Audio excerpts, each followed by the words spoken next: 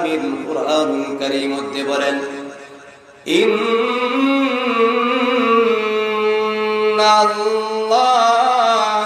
সামিউম বাসীর।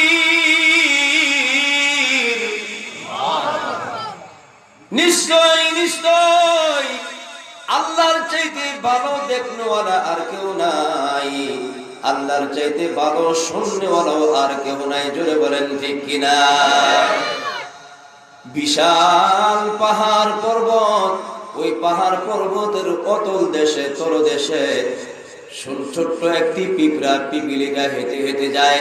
আমার আল্লাহ বলেন, ওই পিপিলিকার পায়ের হাঁটার শব্দটা আমি আল্লাহ রব্বুল আলামিন শুনতে পাই। চিল্লায় বলেন সুবহানাল্লাহ। তাহলে কেউ যেটা শোনে না, শোনেন কে? কেউ যেটা